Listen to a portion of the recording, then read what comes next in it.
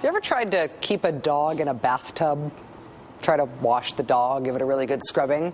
The dog resists. Woof. It's part of the reason that my dog smells the way he does. Good boy. President Obama has begun the process of cleaning up a depressingly long list of Bush administration messes. He's holding them down there in the bathtub, and there is some resistance. There's some resistance from the defenders of the messes. It is time once again for the Rachel Maddow Show's special series on President Obama's cleanup mission. We're calling it Scrub, Rinse, Repeat, because this is going to take a while. The president yesterday ordered the prison at Guantanamo and the secret network of CIA prisons around the world to be closed. Some ex-CIA officials, including at least one who was involved in enhanced interrogation techniques and detentions, applauded the changes. They don't want to be arrested for torture any more than anybody else does. Civil libertarians, of course, cheered the announcement. Those people have this thing about the rule of law. Under the executive orders that were issued, CIA's interrogators cannot question detainees using, quote, any interrogation technique or approach or any treatment related to interrogation that is not authorized by and listed in the Army Field Manual. The Army Field Manual complies with the Geneva Conventions. Yay.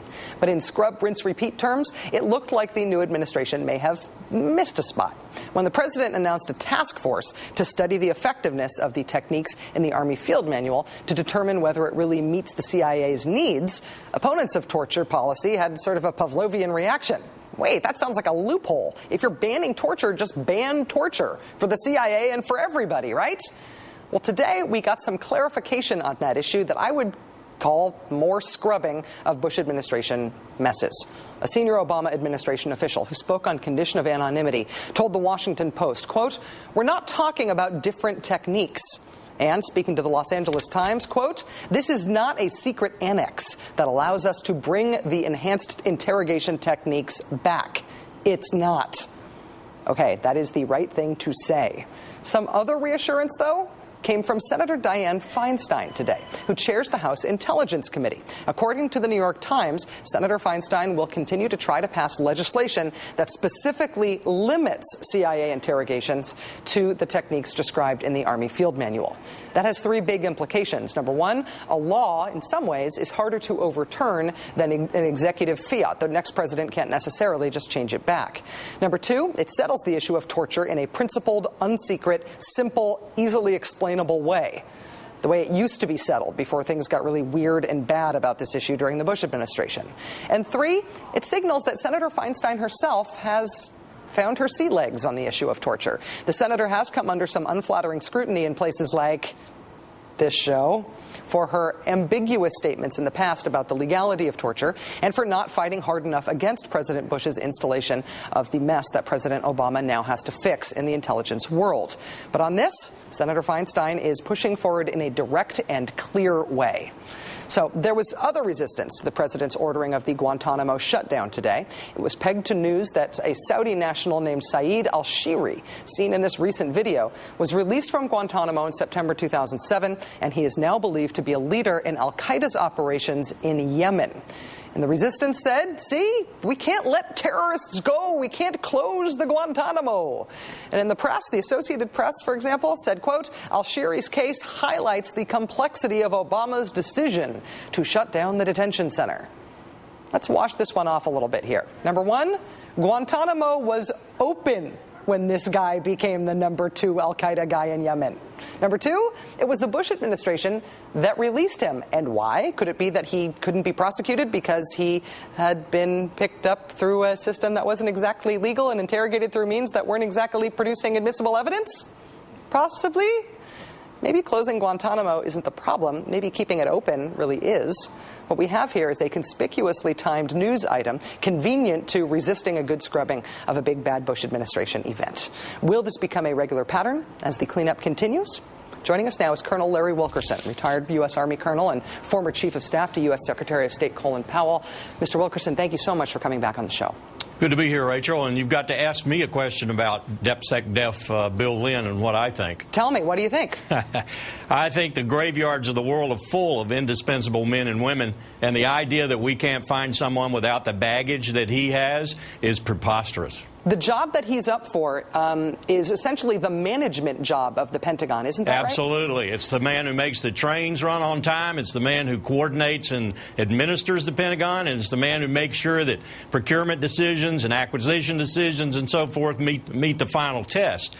And a man coming in with the baggage he's coming in with, we've got to be able to find someone else. Especially if there is going to be big change inside the Defense Department and in the relationship between the Defense Department and the other elements of the American government. I have been thinking that the resistance to those changes is probably going to come from the defense industry, since they're the ones who have the most to gain from the system staying the way it is. And he's really, really tied into the defense industry, right? You bet. One of the big ones, Raytheon. All right. Well, moving on. Thank you. The Obama administration pushed back today on complaints that a review of the Army Field Manual could result in the addition of techniques that have been derided as torture during the last administration.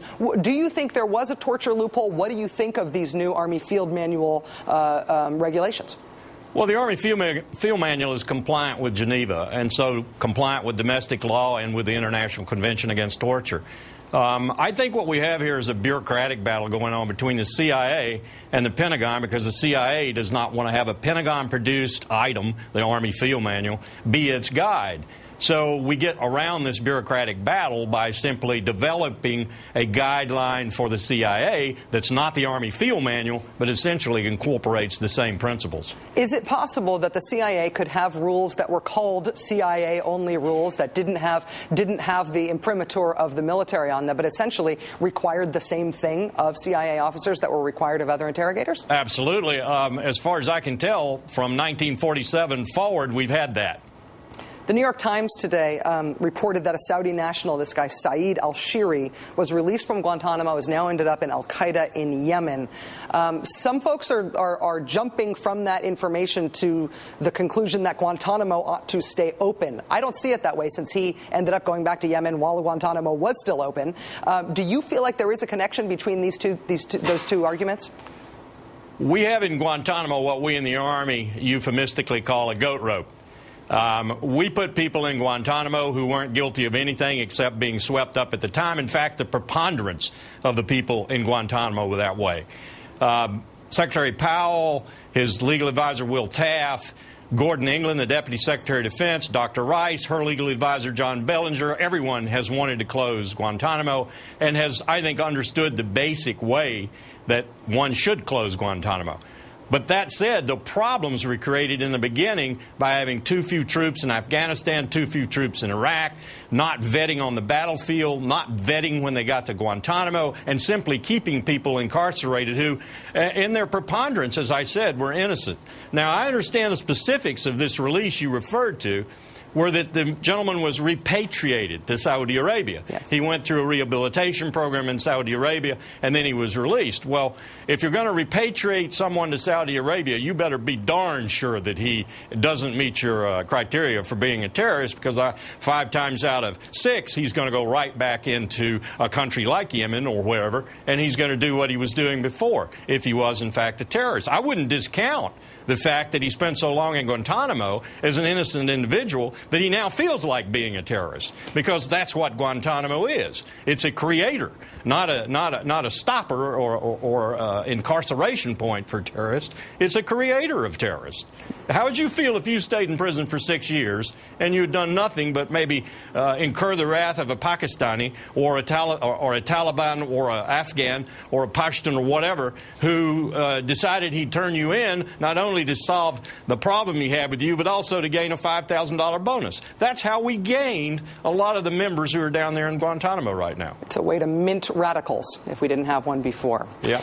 Colonel Larry Wilkerson, retired U.S. Army Colonel, former Chief of Staff to Secretary of State General Colin Powell. Really happy to have you on the show. We'd love to have you back out whenever you could, sir. Thank you. Thank you, Rachel.